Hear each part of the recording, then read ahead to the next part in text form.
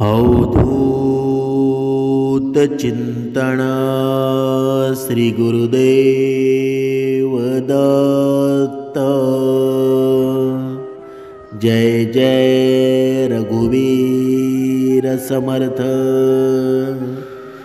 सद्गुरु चरणांना नतमस्तक होऊन आपण या निरूपणास सुरुवात करूया। मायबाप सज्जनांचं स्वागत आहे। समर्थांनी सांगितलेलं आहे, मनुष्याच्या आयुष्यामध्ये बघा, चिंता नावाचा हा रोग आहे ना, मनुष्याची बर्बादी करून टाकतो। पण ही चिंता मनुष्य करतो का?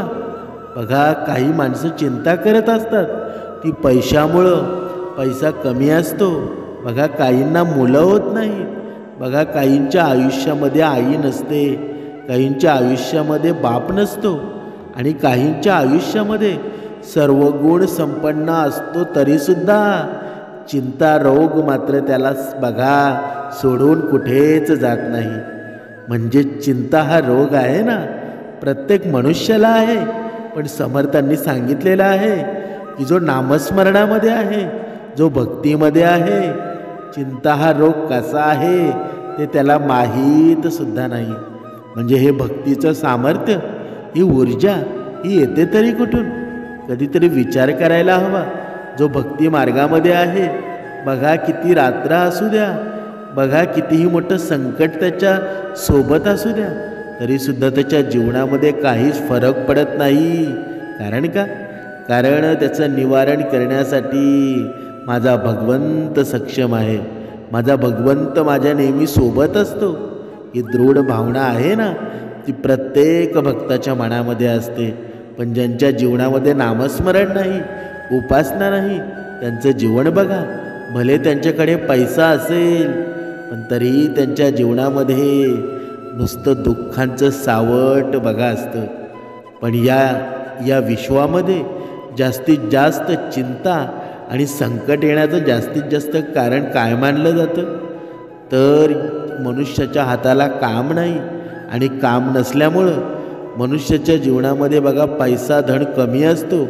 आणि हे जीवन आहे ना, हे धनावरच सध्या चाललेलं आहे, पैशावरच चाललेलं आहे। ज्याच्या जीवनामध्ये, ज्याच्या हातामध्ये पैसा नाही, तो वेगवेगळ्या स्वरूपामध्ये जीवन संपवण्याचा प्रयत्न करतो। बघा, आत्महत्यासुद्धा एवढ्या वाढलेल्या आहेत। या सर्व गोष्टींचं या निरूपणामध्ये आपण हे विश्लेषण करणार आहोत। समर्थांनी पुढे सांगितलेलं आहे की आजचा हा मनुष्य आहे ना, पैसा धन म्हणजेच माझं जीवन आहे, हे असं मनातल्या मनात ठरवून बसला आहे। पण समर्थांनी सांगितलेलं आहे की तुझं खरं जीवन आहे ना, बघा प्रयत्न आणि परमेश्वर असं म्हटलेलं आहे, जोपर्यंत तू प्रयत्न करत नाही तोपर्यंत तुला भगवंताची प्राप्तीसुद्धा होणार नाही। पण तू नुसतं घरात बसून जर भक्ती करत असशील तर तुझ्या जीवनामध्ये लागण्यासाठी पैसासुद्धा हवाच ना, तर त्यासाठी तू पैसा कमवण्यासाठी सुद्धा प्रयत्न केले पाहिजेत। कारण असं म्हटलेलंच आहे की प्रयत्न आणि परमेश्वर, जर तू प्रयत्न केले ना तर या जीवनावर, या पूर्ण विश्वावर राज्यसुद्धा करू शकतोस। पण तू प्रयत्नच केले नाही तर काहीही शक्य नाही। बघा, आपण एका उदाहरणाद्वारे स्पष्ट करूया। एकदा भोलेनाथ पृथ्वीवर भ्रमण करण्यासाठी गेले, तेव्हा त्यांनी एका युवकाला पाहिलं। तो देवाला दोष देत होता, तो त्याच्या आयुष्यावर खूप जास्त दुःखी होता, निराश होता। तेव्हा भगवान भोलेनाथ एका साधूचं रूप धारण करतात आणि त्या युवकाजवळ जाऊन त्या युवकाला खऱ्या दुःखाचं ज्ञान देतात। बघा, भगवान भोलेनाथांनी त्या युवकाला कोणतं ज्ञान दिलं, बघा ते या आपण निरूपणामध्ये जाणून घेणार आहोत। बघा, या जीवनामध्ये सुख आणि दुःख असतात ना, त्या एकाच नाण्याच्या दोन बाजू असतात।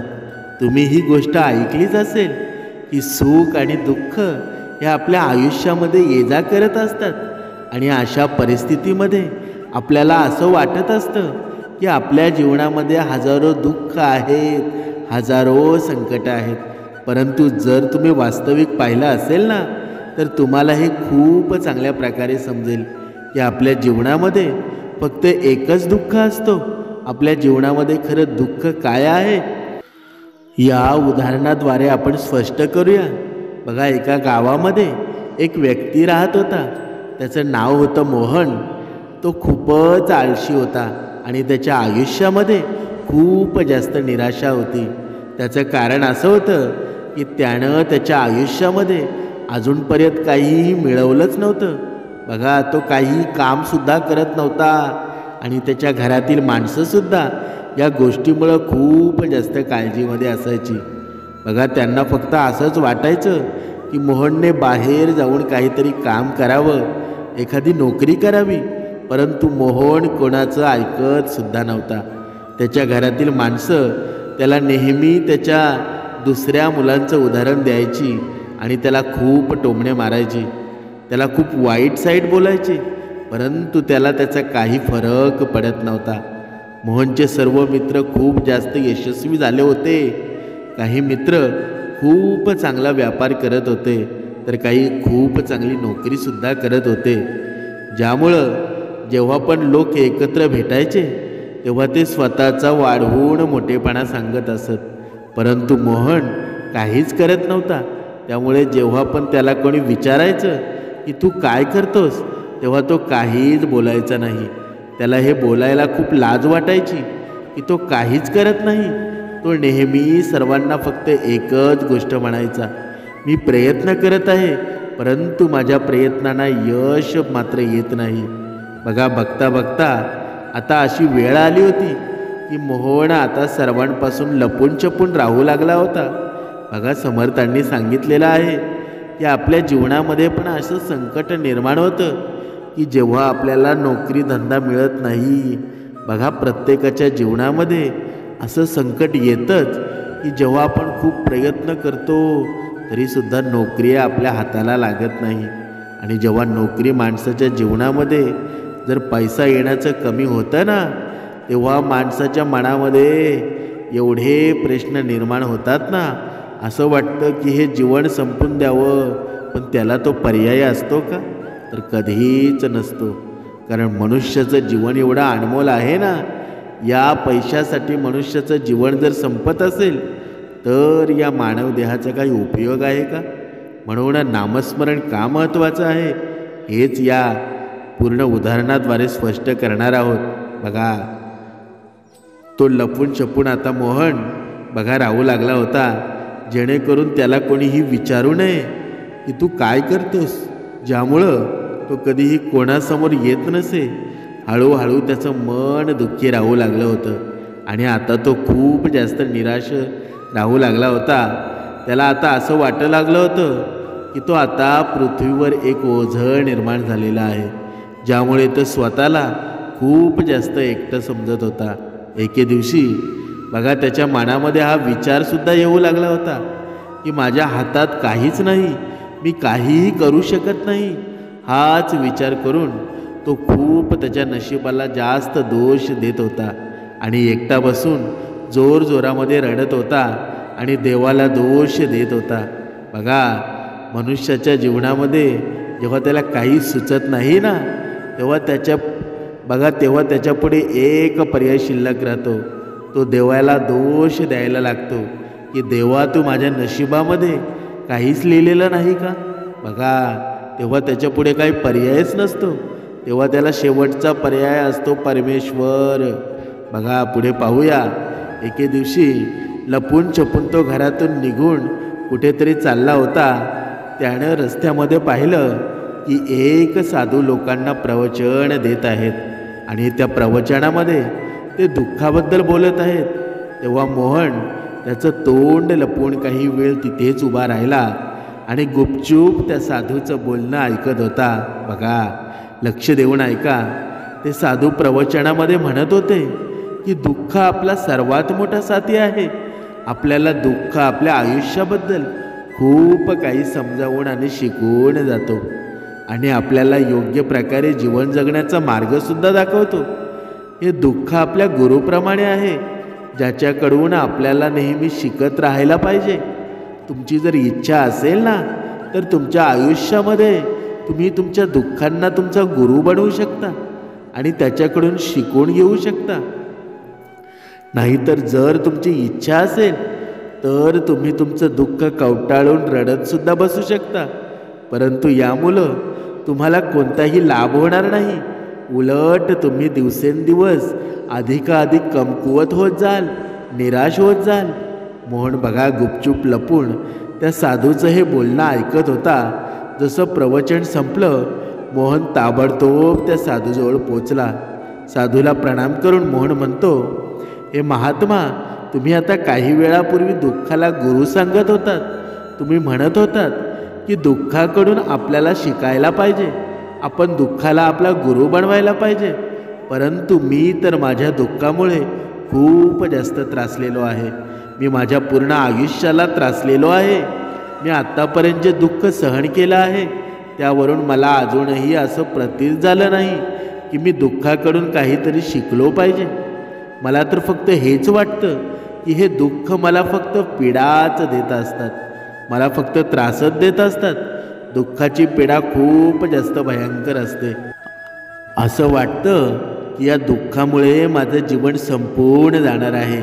या दुःखानंतर मला काहीच मिळणार नाही. इतकंच नाही तर मला माझ्या दुःखासमोर मृत्यूसुद्धा कमीच वाटत असतो. जेव्हा लोक मला टोमणे मारत असतात ना, मला म्हणत असतात की तू काय करतोस, तेव्हा मला खूप जास्त वाईट वाटतं आणि मीही त्यांना काहीच बोलू शकत नाही. बघा, मोहनचं हे बोलणं ऐकल्यानंतर ते साधू मोहनला म्हणतात, बाळा, तुला कोणतं दुःख आहे आणि तू दुःखाबद्दल असं का म्हणत आहेस? मोहनने त्याच्यासोबत बघा जे काही घडत आहे, त्याला जे काही दुःख आहे ते सर्व दुःख त्याने त्या साधूला सांगितलं आणि म्हणू लागला, हे महात्मा, तुमच्याकडे माझ्या दुःखावर काही समाधान आहे का? बघा, मोहनचं हे बोलणं ऐकल्यानंतर ते साधू हसू लागले आणि मोहनला म्हणू लागले, बाळा, जेव्हा तुझ्या आयुष्यामध्ये एखादं खरं दुःख येईल ना, तेव्हा तू माझ्याजवळ ये, तेव्हा मी त्याचं समाधान तुला नक्कीच देईल. त्या साधूचं हे बोलणं ऐकल्यानंतर मोहन थोडा प्रश्नात पडला. त्याला हे समजत नव्हतं की त्यानं आत्तापर्यंत जे दुःख सहन केलं आहे ते खरं दुःख नव्हतंच. जे टोमणे ऐकले आहेत, जो त्रास सहन केला आहे, सर्व दुःख बघा खरं नाही. पुढे तो मनातल्या मनामध्ये स्वतःला म्हणतो, मला जेव्हा माझी स्वतःची माणसं समजू शकली नाहीत, मग अशा परिस्थितीमध्ये हे साधू मला काय समजून घेणार? इतका विचार करून मोहन तिथून निघून जातो. मोहन सर्व लोकांचे टोमणे ऐकून खूप जास्त थकून गेला होता. तो खूप जास्त निराशसुद्धा झाला होता, ज्यामुळं त्यानं निर्णय घेतला की आता काहीतरी करून दाखवणारच. त्याने त्याच्या वडिलांकडून थोडे पैसे मागितले आणि त्या पैशांमधून त्याने एक व्यापार सुरू केला. त्याचे वडील खूप खुश झाले, कारण त्यांचा मुलगा काहीतरी करण्याचा प्रयत्न करत आहे. परंतु मोहनने त्याच्या व्यापारामध्ये कोणतेच यश मिळत नव्हते, ज्यामुळे तो खूप जास्त निराश झाला. त्याला हे समजत नव्हतं की काय करावं, कशा प्रकारे आपली प्रगती करावी. तेव्हा त्याच्या वडिलांनी त्याला सांगितलं, बाळा, काही हरकत नाही, याच प्रकारे तू प्रयत्न करत राहा, आज नाही तर उद्या तुला यश नक्कीच मिळेल. मोहनने त्याच्या वडिलांचं बोलणं ऐकून बघा त्याच्या व्यापारामध्ये तो अधिक मेहनत करू लागला. हळूहळू त्याला व्यापारामध्ये यश मिळू लागलं आणि त्यानंतर त्यानं त्याच्या व्यापारामध्ये अधिक गती पकडली. बघता बघता फक्त 3 ते 4 वर्षामध्ये तो एक मोठा व्यापारी बनला. आता त्याच्याजवळ पैशाची कोणत्याही प्रकारे कमी नव्हती. लोक जे पूर्वी मोहनला टोमणे मारायचे, त्याला पसंत करत नव्हते, ते आता मोहनला पसंत करू लागले होते. मोहनच्या आईवडीलसुद्धा आता त्याच्यावर खूप जास्त खुश होते. त्याच्या यशाने खूप जास्त प्रसन्न झाले होते. बघा, इथे समर्थ सांगत आहेत की जेव्हा मनुष्याकडे पैसा नसतो ना, तेव्हा त्याची जवळची व्यक्तीसुद्धा दुरावले जातात. पण जेव्हा माणसाकडे यश निर्माण होतं, बघा पैसा धन यायला लागतो ना, तेव्हा परके सुद्धा आपले होतात. म्हणून आजच्या या कलियुगामध्ये धन आणि पैसा बघा खूप महत्त्वाचे आहेत. नक्कीच मनुष्याला भक्तीची गरज आहे, नामस्मरणाची गरज आहे, पण तितक्याच प्रमाणे पैशाची सुद्धा खूप गरज आहे. ज्याच्याकडे पैसे नसतील ना, बघा त्याचं जीवन बघा. बघा समर्थांनी सांगितलेलं आहे, प्रयत्न करायलाच हवे, पैसा कमवायलाच पाहिजे आणि भक्ती करणं, बघा हे आपलं जीवन आहे. भक्ती माणसाने केलीच पाहिजे. बघा पुढे पाहूया. बघा त्या मोहनला व्यापारामध्ये खूप यश मिळतं. बघा हळूहळू मोहनच्या मित्रांची संख्यासुद्धा वाढू लागते. मोहनच्या काही मित्रांनी त्याला हा सल्ला दिला की त्याने त्याचा व्यापार आणखी जास्त गतीनं वाढवला पाहिजे, व्यापाराला आणखी पसरवायला पाहिजे. मोहनला त्याच्या एका मित्रानं सल्ला दिला की आज तू फक्त या एका नगरातील सर्वात मोठा व्यापारी आहेस, तर तू इतका आनंदी आहेस, तुझ्यासोबत इतके सर्व लोक आहेत. मग अशा परिस्थितीत तू विचार कर की जेव्हा तू या राज्याचा सर्वात मोठा व्यापारी बनशील तेव्हा तुझ्याजवळ लोकांची गर्दी जमेल, लोक तुला भेटण्यासाठी वेळ मागतील. इतकंच नाही तर राज्याचा राजासुद्धा तुला भेटू इच्छित असेल, तुझी प्रशंसा करेल आणि जर राजाला काही गरज लागली तर तो तुझ्याकडून उधारीवर धनसुद्धा घेईल. मोहनला त्याच्या मित्रांचं हे बोलणं खूप जास्त आवडतं.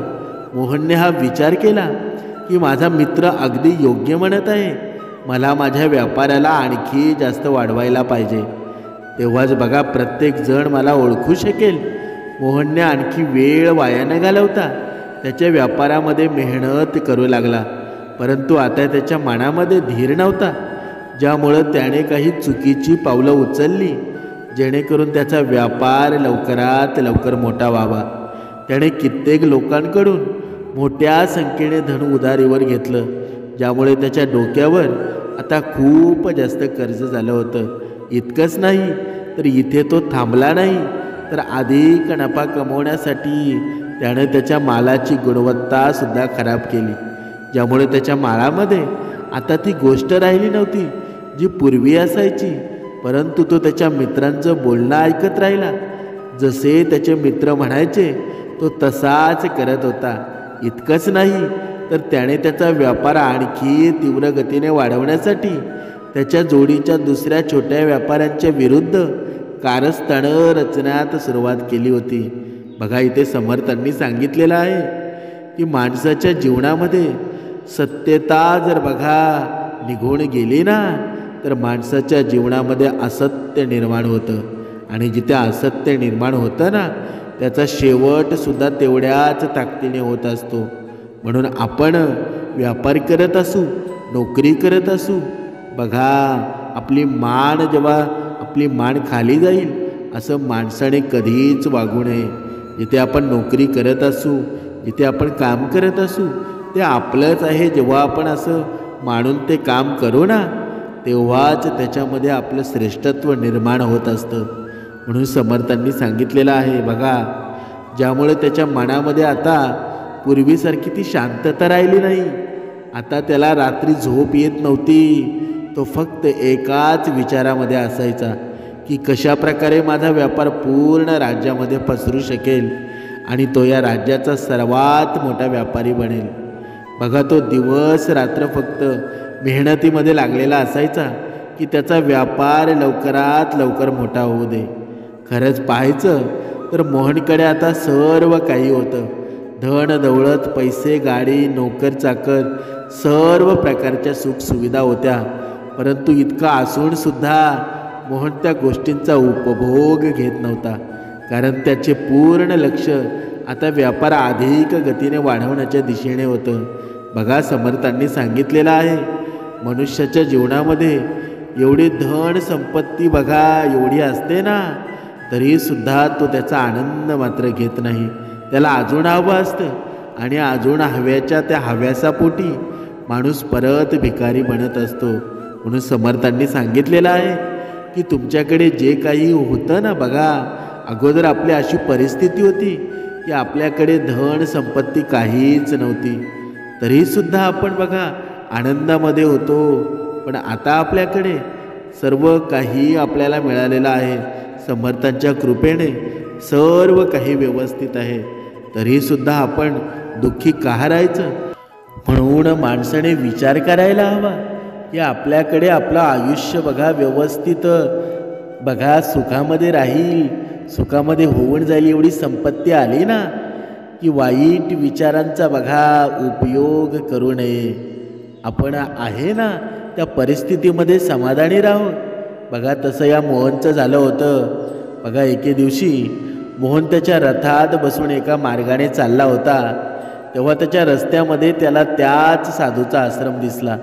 हे पाहून साधू जवळ गेला आणि साधूला म्हणू लागला, हे महात्मा, तुम्ही मला सांगितलं होतं की जेव्हा माझ्या जीवनामध्ये एखादं खरं दुःख येईल तेव्हा मी तुमच्याजवळ यावं, आणि म्हणूनच मी तुमच्याजवळ आलो आहे.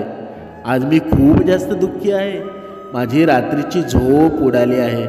माझ्याजवळ सर्व काही असूनही त्याचा उपभोग घेता येत नाही. मोहनने त्याचे सर्व दुःख एक एक करून साधूला सांगितलं.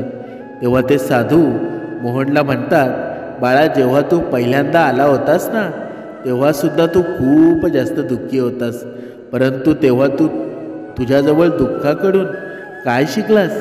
तेव्हा मोहन त्या साधूला म्हणतो, हे साधू महात्मा, जेव्हा मी माझ्या आयुष्यात काहीच करत नव्हतो तेव्हा मी माझ्या दुःखाकडून हे शिकलो होतो की फक्त विचार केल्याने काहीच प्राप्त होणार नाही, आणि त्यासाठी आपल्याला काहीतरी करावं लागेल, आणि फक्त एखादं कर्म केल्यानं आपण यशस्वी बनत नाही, तर त्या कर्माला आपण त्याच्या अंतिम स्थानावर आपण ते कर्म ते सफळ होईपर्यंत त्यावर मेहनत करायला हवी. मग अशा परिस्थितीमध्ये मार्ग कसाही असू दे, कितीही संकट त्या मार्गामध्ये आली तरी चालेल. अशा वेळी जर आपल्याला हे वाटतं की आपल्या आयुष्यामध्ये आता काहीच राहिलेलं नाही, आपण काहीच मिळू शकत नाही, तरीसुद्धा आपण हिंमत हारू नये, कधीही आशा सोडू नये, आणि आपल्या कार्यावर आपण टिकून राहायला हवं. आपण मनाशी हा निर्धार करायला हवा की जेव्हापर्यंत हाती घेतलेल्या कार्यामध्ये मी यशस्वी बनत नाही, जेव्हापर्यंत मी माझं लक्ष मिळवत नाही, तेव्हापर्यंत मी माझं कार्य करतच राहणार आहे. मी या कार्यामध्ये एके दिवशी नक्कीच यशस्वी होणार आहे. तर इतर लोक फक्त यशस्वी माणसांना महत्त्व देत असतात, त्यांच्या कर्मांना नाही. मोहनचं हे बोलणं ऐकल्यानंतर ते साधू परत हसू लागले आणि मोहनला म्हणू लागले, बाळा, जेव्हा तुझ्या आयुष्यामध्ये खरं दुःख येईल तेव्हा तू माझ्याजवळ ये, मी तुझं दुःख नक्कीच कमी करेल. इतकं म्हणून ते साधू तिथून उठून निघून गेले. मोहन पुन्हा त्या साधूंचं बोलणं ऐकून आश्चर्यचकित झाले. त्याला हे समजत नव्हतं, हे आत्तापर्यंत त्याने जे दुःख सहन केलं आहे, जे दुःख पाहिलं आहे, हे दुःख खरं दुःख नाही का? बघा, त्याच्या मनामध्ये आता एक प्रश्न निर्माण होऊ लागला होता की खरं दुःख कोणतं आहे, त्या दुःखाची ओळख काय आहे, मला कसं माहीत पडेल की मी या वेळेला खऱ्या दुःखामध्ये आहे की नाही? जेव्हा मोहन या सर्व गोष्टींचा विचार करत होता तेवढ्यातच त्या साधू मोहनजवळ एक मोठा मडका घेऊन येतात. त्या मडक्यामध्ये सोन्याच्या मोहरा होत्या. त्या मोहरा मोहनच्या हातात देत साधू म्हणाले, बाळा, हा मडका तू या शेजारच्या झाडाखाली गाडून ठेव, कारण हे मडकं माझं काहीच उपयोगाचं नाही. मला जेव्हा या धनाची गरज पडेल तेव्हा मी याला बाहेर काढेल, परंतु आता तू त्याला झाडाखाली गाडून ठेव. मोहनने त्या साधूचं म्हणणं ऐकलं आणि तो मोहरांचा मडका झाडाखाली गाडून ठेवला. इतकं केल्यानंतर त्या साधूंना प्रणाम केला. पुन्हा तो त्याच्या घराच्या दिशेने परत आला. हळूहळू वेळ पुढे सरकत होता. वेळेनुसार मोहन त्याच्या व्यापारामध्ये अधिकाधिक प्रगती करत होता, परंतु त्याच्या मालाची गुणवत्ता चांगली नसल्यामुळं त्याच्या व्यापारामध्ये त्याला नुकसान होऊ लागलं. आणि हळूहळू अशी वेळ आली जेव्हा त्याचा व्यापार पूर्णपणे चौपट झाला. आता त्याच्याकडे काही शिल्लक राहिलं नव्हतं. उलट त्याच्या डोक्यावर खूप सारं कर्ज चढलं होतं, परंतु तो बेफिकीर होता, कारण तो विचार करत होता की त्यानं जे काही कर्ज घेतलं आहे ते सर्व कर्ज त्याने त्याच्या मित्रांकडून घेतलं आहे, ज्यामुळं ते कर्ज परत करण्यासाठी थोडा वेळ लागला तरी चालेल. बघा, तरी काही हरकत नाही. तो हा विचार करतच होता की त्याचे मित्र त्याला वाईट वेळेला सुद्धा साथ नक्कीच देतील, परंतु त्याचा असं विचार करणं चुकीचं होतं, कारण त्याच्या मित्रांनी मोहनची अवस्था पाहिली नाही. त्यांनी मोहनकडे पैसे परत मागण्याची मागणी केली.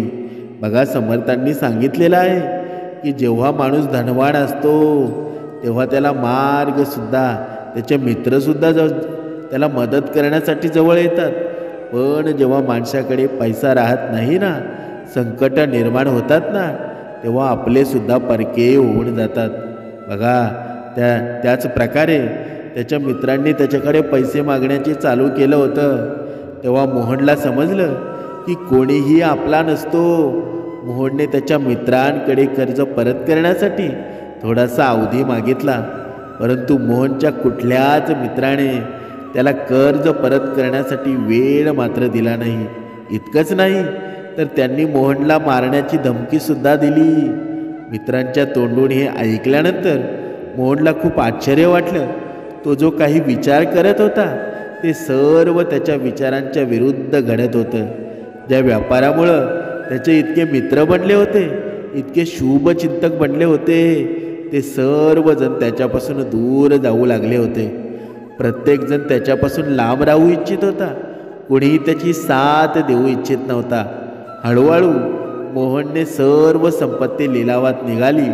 आता त्याच्याकडे काहीही शिल्लक राहिलं नव्हतं. तो रस्त्यावर आला होता. अखेर त्याने हार पत्करली. तो त्याच्या आईवडिलांना म्हणाला, बाबा, तुम्ही माझी मदत करा. माझ्या डोक्यावर खूप कर्ज आहे आणि मला ते परत करायचं आहे. कृपा करून मला थोडं धन द्या. तेव्हा मोहनचे वडील मोहनला म्हणाले, बाळा, माझ्याकडे फक्त घर आहे, याच्या व्यतिरिक्त दुसरं काहीच नाही.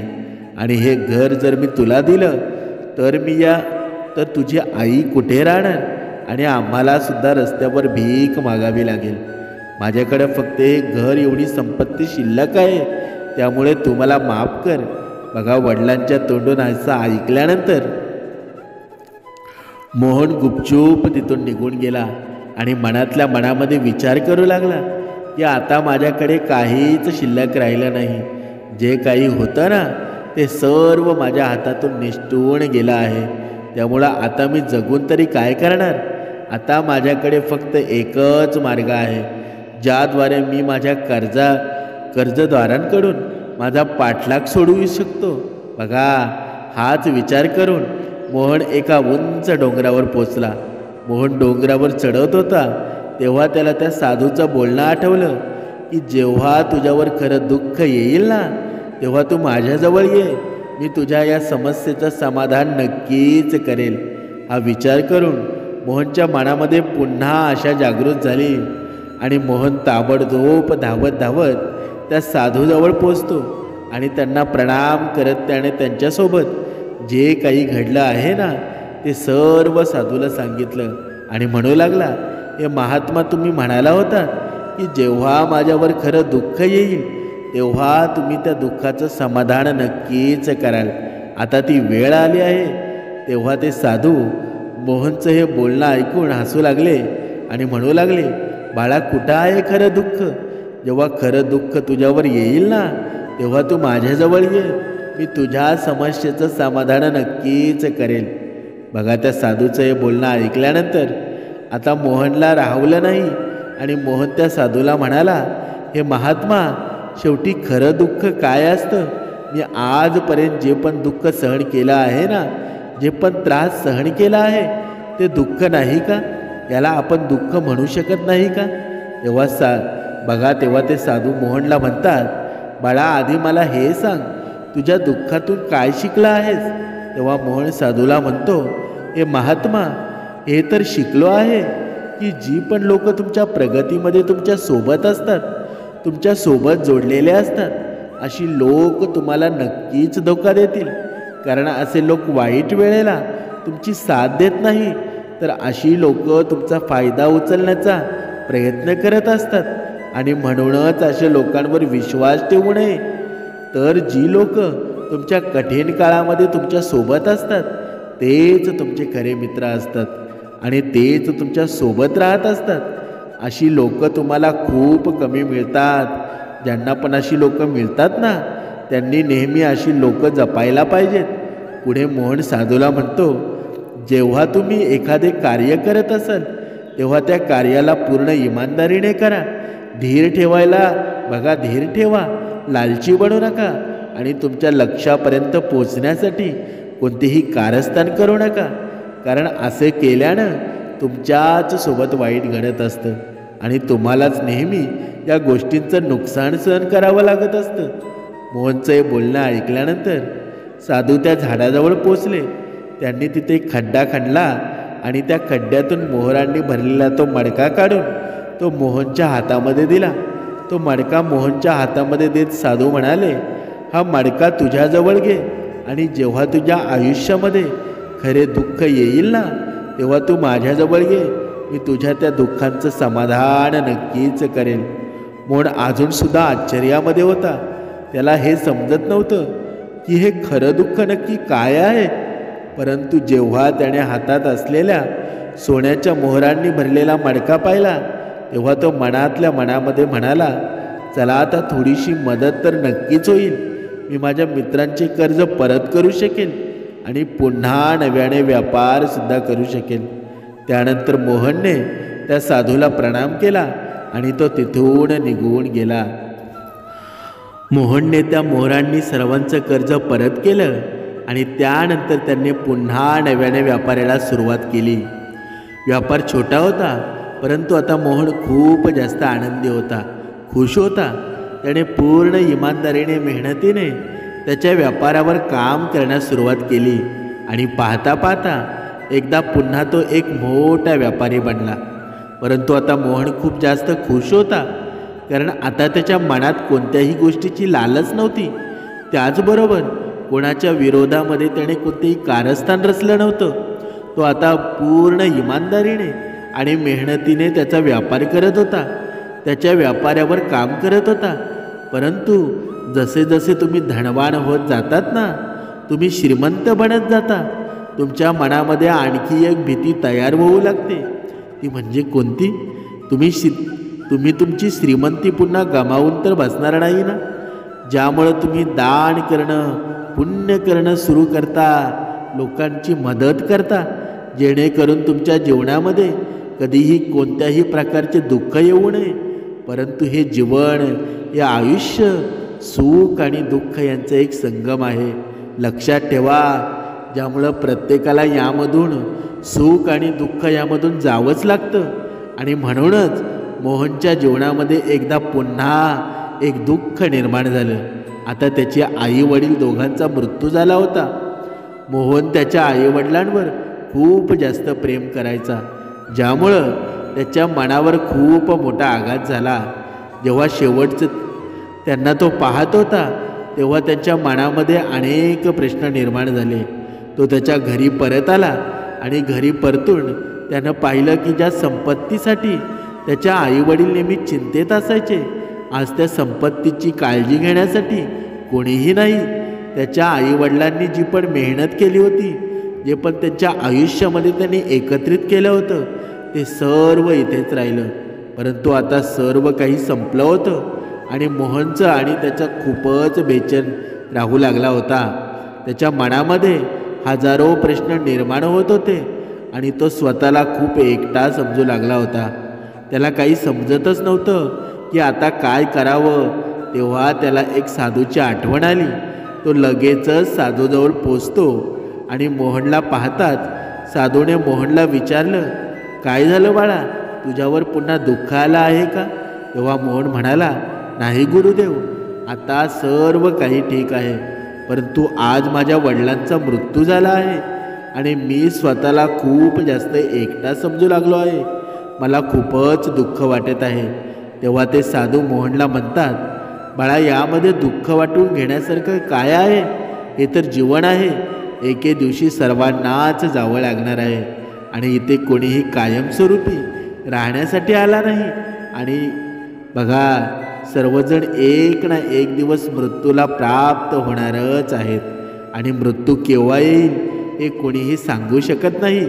बघा, होऊ शकतं की तुझ्या मृत्यूसुद्धा उद्यासुद्धा येऊ शकतो, आतासुद्धा येऊ शकतो. हे ऐकून मोहन आश्चर्यचकित झाला. तो साधूला म्हणाला, हे महाराज, तुम्ही हे काय म्हणत आहात? मी तर आता तरुण आहे आणि मला तर अजून खूप जगायचं आहे. मला अजून खूप जगण्याची इच्छा आहे. मी माझ्या आयुष्यामध्ये काहीतरी करू इच्छित आहे. तुम्ही असं म्हणत आहात ना मी कधीही मरू शकतो. तेव्हा ते साधू मोहनला म्हणतात, बाळा तू भ्रमामध्ये राहू नकोस की मृत्यू फक्त म्हाताऱ्या लोकांना येत असतो. म्हाताऱ्या लोकांसमोर त्यांची तरुण मुलंसुद्धा मरत असतात. मृत्यू कधीच कोणाचे वय पाहून येत नाही आणि कोणाला सांगूनसुद्धा येत नाही. साधूच्या तोंडून हे बोलणं ऐकल्यानंतर मोहन आणखीनच बेचैन होतो आणि गुपचूप तो तेथून निघून बघा जातो. त्याच्या मनातील तो एकटेपणा अजूनही तसाच होता. त्याचं मन त्याच्या व्यापारामध्ये सुद्धा लागत नव्हतं. जेव्हा पण तो काही कार्य करायचा तेव्हा त्याच्या मनामध्ये हजारो प्रश्न निर्माण व्हायचे की तो हे काय करत आहे, कशासाठी करत आहे आणि त्याने या कार्याची सुरुवात कशासाठी केली आहे. त्याच्या मनामध्ये आता आणखी एक प्रश्न निर्माण झाला होता की आपण जन्माला फक्त यासाठीच येतो का, की आयुष्यभर फक्त धावपळ करायची आणि एके दिवशी मृत्यूला प्राप्त व्हायचं. मोहन हे समजू शकत नव्हता की त्याचा आयुष्याचा खरा अर्थ काय आहे. आणि तेच बघा आपण या निरूपणामध्ये तेच पाहत आहोत की खरा आयुष्याचा अर्थ काय. बघा त्यानं विद्वानांना विचारलं, त्याच्या परीनं जे शक्य होतं ते सर्व त्यानं करून पाहिलं, परंतु त्याला कुठूनही काही उत्तर मिळालं नाही. आणि जेव्हा त्याला कुठूनही उत्तर मिळालं नाही तेव्हा त्याचं खरं दुःख आणखी वाढत गेलं, ज्यामुळे त्याच्या मनाची बेचैनी आणखी जास्त वाढली. आणि त्याला समजत नव्हतं की आता करायचं काय, जावं कुठे, कुणाला विचारावं. तेव्हा त्याला पुन्हा त्या साधूंची आठवण आली आणि तो पुन्हा त्या साधूंजवळ पोचला आणि जाऊन त्याने त्याच्या मनातल्या सर्व गोष्टी साधूंना सांगितल्या. तेव्हा ते साधू हसू लागले आणि मोहनला म्हणतात, बाळा आज तू पहिल्यांदा तुझ्या जीवनामध्ये खरं दुःख निर्माण झालं आहे. वास्तविक पाहता हेच खरं दुःख आहे. या गोष्टीला आपण सर्व खरं दुःख म्हणू शकतो की आपल्याला हे माहीतच नाही की आपण काय करत आहोत, कुठे चाललो आहोत आणि का चाललो आहोत, आपण कोण आहोत, का आहोत, कशासाठी आहोत आणि काय करू इच्छित आहोत. तेव्हा मोहन म्हणाला, हे महात्मा तुम्ही माझ्या या दुःखाचं समाधान करा, माझ्या या दुःखाचं निवारण करा. तेव्हा साधू मोहनला म्हणतात, आपल्यामध्ये क्रोध, अहंकार, वासना अशा प्रकारच्या अनेक भावना घर करून बसलेल्या असतात, ज्यामुळे आपण आपलं आयुष्य वेगवेगळ्या भागांमध्ये जगत असतो, ज्यामुळे आपली चेतना कधीच एकत्रित होत नाही. आपण कधीही एका ठिकाणी विचार करू शकत नाही, समजू शकत नाही आणि आपली ऊर्जासुद्धा पूर्णपणे भिन्न भिन्न होत असते. आजकालच्या या जगामध्ये आपल्याकडे इतका वेळसुद्धा नाही की एक क्षण काढून आपण स्वतःकडे पाहावं, स्वतःला समजून घ्यावं, आयुष्याचा खरा अर्थ काय आहे हे समजून घ्यावं. वास्तविक पाहता या पृथ्वीवर जो कोणी आला आहे तो त्याच्या आयुष्यामध्ये फक्त दुःख करून ओरडत असतो. त्या दुःखाचं निवारण करण्याचं प्रत्येक प्रयत्न तो करत असतो, परंतु वास्तविक पाहता आपण ज्या गोष्टीला दुःख समजत असतो ना ते खरं तर दुःख नाहीच आहे. मग त्या गोष्टीला समाधान आपल्याला कसं मिळू शकेल. या तर फक्त परिस्थिती आहेत ज्यामुळं आपण स्वतःला दुःखी समजत असतो, आपण स्वतःला संकटामध्ये समजत असतो. जसे आपण एका परिस्थितीमधून निघतो लगेच आपण एका दुसऱ्या परिस्थितीमध्ये अडकून जातो. ज्या प्रकारे आपण पहिल्या संकटाचा सामना करतो त्याच प्रकारे दुसऱ्या संकटाचा सुद्धा सामना करतच असतो. आणि जेव्हा आपण सर्व परिस्थितीपासून हारून जातो आणि जेव्हा आपल्याला असं वाटतं की आता आपल्यासमोर कोणताही मार्ग शिल्लक राहिला नाही, तेव्हा आपल्यासमोर फक्त एकच मार्ग दिसत असतो आणि तो म्हणजे कोणता, तर तो म्हणजे मृत्यू. परंतु हे समाधान नाही किंवा मार्गसुद्धा नाही. आणि म्हणूनच जर तुम्ही खरंच तुमच्या अडचणींचं समाधान काढू इच्छित असाल तर तुम्ही स्वतःला समजून घेण्याचा प्रयत्न करायला हवा. तुमच्या जीवनाचा उद्देश आणि अर्थ समजून घेण्याचा प्रयत्न करायला हवा. तेव्हा मोहन साधूला म्हणतो, हे महात्मा मग आपण हे जीवन जगू नये का? आपण आपल्या इच्छा पूर्ण करू नये का? तेव्हा ते साधू मोहनच्या प्रश्नाचं उत्तर देताना म्हणतात, आपण कोणावरही अत्याधिक लगाव लावून राहू नये. आपल्याला आपल्या इच्छा नियंत्रणात ठेवायला पाहिजेत. आपण अधिक प्रमाणात संपत्ती एकत्रित करू नये, कारण आपल्या माणसांच्या इच्छा, वासना, कामना अशा असतात जणू एका पर्वतावरून पडणारा झरा असतो. ज्या प्रकारे त्या झऱ्यावर कोणाचंही नियंत्रण नसतं, फक्त आपण त्याकडे पाहू शकतो आणि त्याची चिंता करू शकतो. परंतु जेव्हा तू तुझ्या आयुष्याचा खरा अर्थ समजून घेतोस ना, तेव्हा तू स्वतःला ओळखतोस आणि तेव्हाच तू तुझ्या आयुष्याचा आयुष्यावर नियंत्रण मिळवू शकतोस. तुझ्या सर्व इच्छा, वासना, कामना तुझ्या नियंत्रणामध्ये येतात.